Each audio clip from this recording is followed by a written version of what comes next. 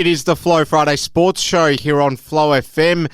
Time to check in with the president of the Gawler and District Softball Association in regional South Australia. We're speaking to Veg. Veg, great to be back with you. How are you doing? Very good, Ellis. Still recovering from the weekend. My shoulder's a little bit sore. It's not used to throwing the ball so much. No doubt about it. Well, it was good to see round one get underway.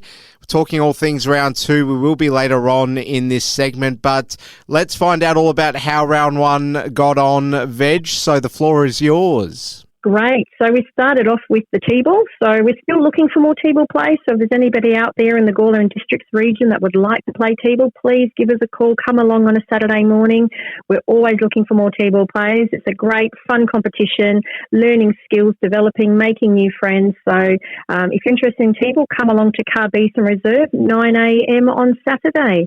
Now, the under-14 competition. So we had one under-14 game played on Saturday. So that was Kangas versus Giants. So Giants started strong, but Kangas caught up very quickly. Last season, Giants actually had two under-14 teams. Now, some of those players have moved up to the under-17 competition, while others have come across to this one team that they're entered into the competition. So they're still finding their feet. There's an amazing catch by Giants Jack Schillerbeer, but Kangas were just too strong with the bat and won that game 11-3. Cool. And now moving on to the under-17s, we had Kangas versus Giants again. So this game was a close match. It's still early days yet as Giants are developing their battery and some youngsters are coming up from the under-14 competition, but Kangas were again very strong with the bat with some big hits, winning that game 12-9.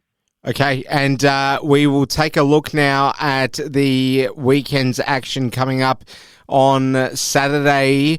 Veg, so the skill development and games, that's going to be on the cricket oval. That's all good to go ahead again? It will be, yes. So obviously players need to register. So if you're interested, it's probably best to give us a call and get in the system. But otherwise, if you want to come out and have a look and see what it's like, 9 a.m. on Saturday at the cricket oval on Carbeason Reserve. Okay, then we've got in the under-14s, we're going to have the Trinity College yellow side up against the Giants, Veg. Yes, so Giants under-14 were last year's premiers, so they'll be taking on Trinity, who they also played in the grand final. Now, it's too early days to say who's going to win this one. Trinity have entered in two teams into the under-14 competition, so it's a bit of an unknown quantity at this stage, how they're going to go as to who's been playing in what team, but that'll be a good game to watch. And the other under-14 game is going to be Kangas versus Trinity Red. So that'll be another good game. Kangas, again, they're very strong with the bat, but Trinity definitely hold their own in the under-14 competition. Under-17s will be a big contest. The Blue Jays up against the Giants. Can the Blue Jays get the job done, in your view? They might be able to. So this is the first time Blue Jays have put in an under-17 team in the competition for a little while. So I haven't been out to watch them yet. But, yeah, I'm sure they'll give Giants definitely a run for their money. The other under-17 competition is going to be between Kangas and Trinity. So Trinity, again, were very strong with the under-17s last year, but a lot of their players have moved on now. They're a little bit older to the Adelaide competition. So watch this space to see who wins that one. Okay, we'll take a look at Div 2. Both games here, the Kangas versus Two Wells and the Blue Jays versus the Giants. So give us both your previews for how these two games will unfold going into the second round of senior softball.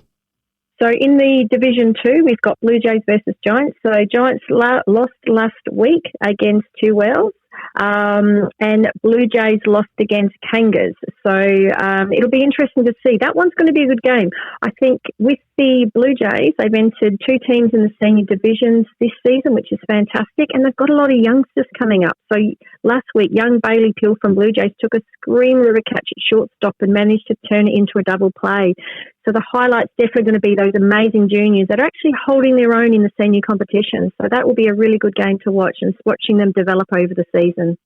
The big ticket item is the Div 1 action that's commencing on Saturday. We've got Blue Jays hosting Two Wells in the first game. And then in the second game, we've got the Kangas Derby, the Kangas Grey v Kangas Blue. That'll be a mouth-watering game to watch, Veg. It will be interesting. So in the Blue Jays Two Wells Division 1 game, Two Wells won last week against Giants and Blue Jays lost against Kangas. So I think my money would be on Two Wells, but Blue Jays can never be underestimated. So we'll have to see how that one goes. Kangas Grey versus Kangas Blue. This is the first time they've entered in two teams in the Division 1 competition. So I think Kangas are going to win that one, I think, Ellis. But as to which team it is, watch this space. That will be another close competition. Okay, Veg, and just across the juniors and seniors side of things, are there any players or any particular storylines that you'd like to spruik ahead of Saturday's action? I think the highlight for me, is definitely watching those little Blue Jays juniors coming up and playing in that senior competition. And I think that goes across for the other clubs as well. It's great to see the juniors. They get to play with people their own age, and then they get to step up a little bit and lift their game and be playing with the seniors, which is great to see. And often the juniors, the seniors definitely have a lot more maybe skills and experience, but the juniors definitely have the speed. So it's fantastic to see them hold their own when they get to that senior competition. And as I mentioned last week, we have had a lot of juniors that have gone on and played in the Adelaide competition, and several of them have also been selected for the state team. So it's fantastic to see them getting on and developing their softball career, and then also being able to come back as well and play in our Gawler competition as well, which lifts the competition. Yeah, really well said. Well, Veg, the president of the Gawler and District Softball Association, always great to check in. We'll do it all again next week. Thanks for joining us here on the Flow Friday Sports Show. Hope you enjoy getting amongst all the action tomorrow across the Gawler and District Softball. Take it easy, Veg. All the best. Fantastic. Thanks, Ellis.